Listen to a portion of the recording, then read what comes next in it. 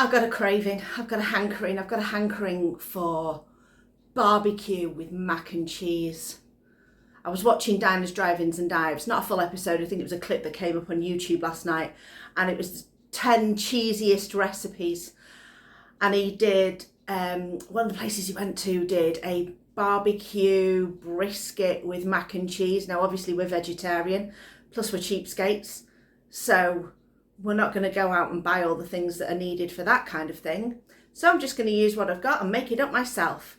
So we're going to make barbecue jackfruit, which I have got a can in of.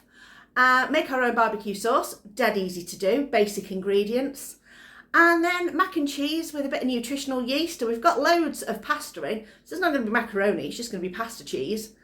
So let's get on and make it. If you've not been here before, I'm Samantha. This is the channel Trying to Get By, and we get by with what we've got. And what we've got is the ingredients for barbecue jackfruit with mac and cheese. Let's get on. Now, if you've never done jackfruit before, this is jackfruit. You buy it in a tin. It is a fruit, yes, but when you buy it young, when you process it when it's young and break it into pieces, it is actually a really brilliant meat substitute. So if you look here, this is generally what it kind of looks like when it comes out. So it's in segments, but if you kind of squish it with your fingers, you can see it's got like a fibrous texture to it. So you can break off all these lovely fibres. There you go, which is what I've done here. Now you'll get the odd piece that's a bit tougher than others, so you just chop that up. I've also got an onion. I've also got some peppers. So we're going to start by putting our Instant Pot on saute. There we go, start. And we're going to go in there with a bit of spray oil, start sweating off a few things, and then start dumping in our barbecue ingredients.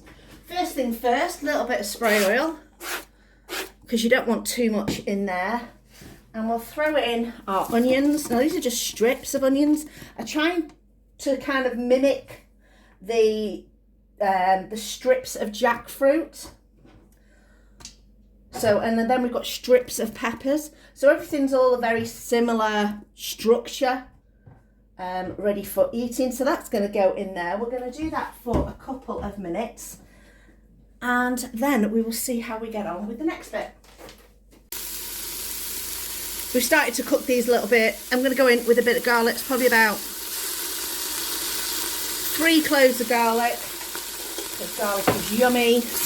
Give that a little mix. I'm going to put the jackfruit in next.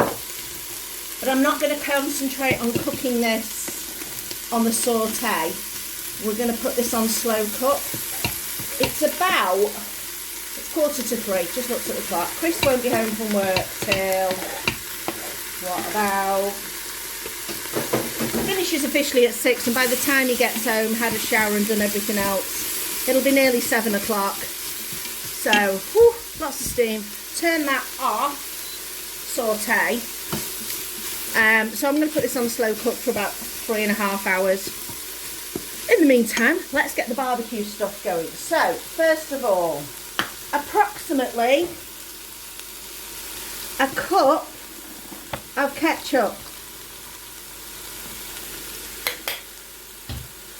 about, depending on how sweet you like it, 1/4 cup of brown sugar. I don't like it too sweet. Then a little bit of Henderson's relish, or if you're not veggie, Worcester sauce, or mushroom ketchup if you've got it. A little bit of apple cider vinegar. So about 2 tablespoons. 2 tablespoons of that. A teaspoon, and then maybe a little bit more of paprika, depending on how much you like it. A little bit of the Frank's Red Hot. Not too much because Chris is not the spice man, but I like a little bit. Pinch of salt. And let's see how that mixes up. There we go. We want to make it liquidy enough to fit all that. Now there's not a vast quantity in here, so I'm not going to crank up the heat too much.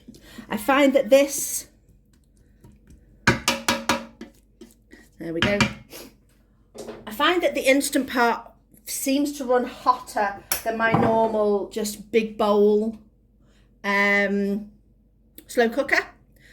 So I don't tend to have the temperature up too high. So I'm going to put it on low for 3.5 hours. That should be good enough. This traps in the heat really, really well. That's basically it. I will keep an eye on it. I'll probably look every hour or so. Slow cook. 3.5 hours. Start. So that'll give me till 6:15. I will probably cook my pasta in a little bit and get my cheese sauce ready as well, so that we can combine that nearer to the end. Normally I would be making a bechamel, which is butter and flour together to create a roux and then add milk, but I've only got this much spread to last us, and Chris takes sandwiches to work, so we're probably going to need that, and I'm not going to go out and buy any more. So I'm going to do my cheats version using what I've got. So I've got some milk, which is my soy milk. So there's this one. So that's 50p a carton. So I'll just finish that one. And I've got a little bit of the other one. And I'm going to use corn flour. So like I say, this is not the traditional way that you make a cheese sauce, but this is going to create the thickness that we need. So just in this little cup here, I'm going to add 2 little teaspoons of corn flour, and you could use water, but I'm actually going to use milk, as long as you use a cold liquid, not a warm liquid. If you use a warm liquid, it just goes lumpy. So we're going to make our little slurry, it will often be called. So it's just basically making sure that it's all nicely mixed together, and then I'm going to add this to our milk. Make sure we've rinsed it all out so we're not wasting anything. So the milk in here is not hot yet, and then we're going to start to mix it. I'm just going to get a whisk and get whisking quickly before we do start to develop lumps. And once we whisk and start to get a little bit of thickness to it, that is when we can decide what else to add for flavour and any other. If it goes too thick, we can add a little bit more milk. If it's not thick enough, we can always add a little bit more corn flour. But you've got to give it a couple of minutes just to get going. I often find that the more bubbles that you have, it's not ready. Once the bubbles start to disappear, that's when you've started to develop the thickness. Now in terms of the, oh excuse me, I've got a hiccup. In terms of the barbecue sauce and everything, that is doing really well. It smells really good. I have checked it. We've not dried out or anything like that. We've still got plenty of moisture in there. I don't want it too wet so that it's too saucy, but just enough to hold everything together. So I'm going to carry on whisking this. You don't want to watch me whisk this for the whole of the journey of making it thick. We'll come back in a second. It shouldn't take too long, and see how it looks. Okay, essentially what you've got now is what I'd call thick milk. There's not any other flavour than milk in there. So to make it cheesy, if you've got cheese in, use cheese, obviously. If you've not got cheese, I start off with a little bit, and even if you've got cheese actually, I like to add a little bit of Dijon mustard to get that going. That adds flavour. And then my next favourite thing, vegan Vegeta.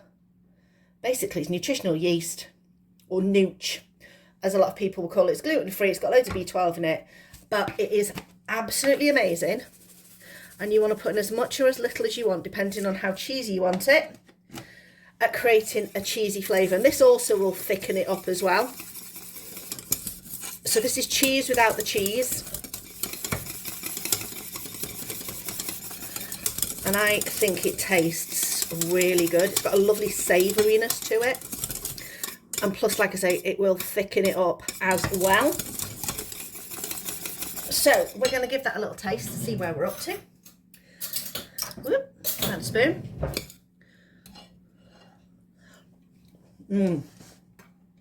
Now, as a little treat, I did buy this over the weekend for something else. But I'm going to put in a little bit of this soy cream. So that's probably about 75 mils. Just to enrichen. There we go. We'll put a little bit of salt in as well. There we are. We will taste again and decide if we need anything else. Oh, dunk it in. It's only me and Chris. No, more cheesiness. None. So there we go.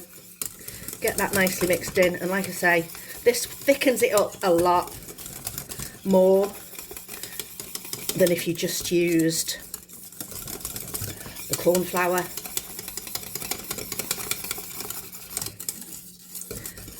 And the time is now 20 to 6. So this will get a little bit more cheesy over time as the nutritional yeast melts into it.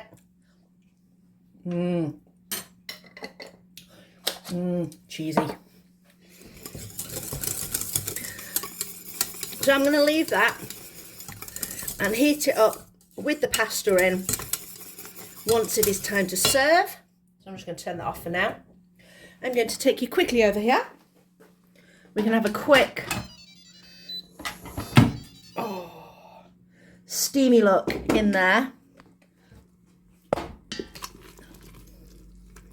There we are, everything's nice and soft and tender and smells really good, but we need to do a taste test,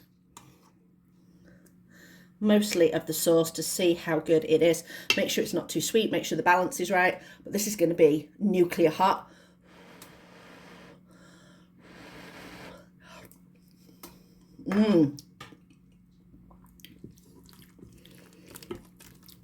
I think sweetness wise good, acidity good, a little bit more of a kick of hot sauce definitely. I just popped the pasta back in and mixed it all through until it was nice and hot. In fact, I think you can probably see the steam coming off there. And in here we have got this gorgeous barbecue sauce. I did add a little bit of extra hot sauce to it like I said I was going to. So I'm going to get a nice piece of that, drip that all over the top. A little bit more, I think. So, time for tasting. Okay, time to taste. So, I don't know why I've just got a little spoon here. I am going to taste everything separate and then together. So, we have got our lovely creamy pasta. Super nice. Then, our jackfruit. A little bit more of that. There we go, some jackfruit on there.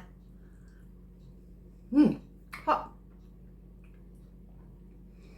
Oh, tangy, sweet, a little bit of a kick, nice. But together, a little bit of both.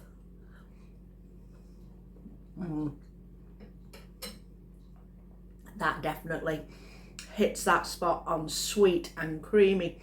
And just what I wanted when I saw that Triple D recipe. I hope you enjoyed this video, finding out a bit more about the sorts of things that we have to eat. Again, just using what we had, adapting the recipe. Let me know in the comments below, what are your combinations that you like with mac and cheese? Or how would you serve up your barbecue jackfruit? Thanks for watching. I'll see you next time.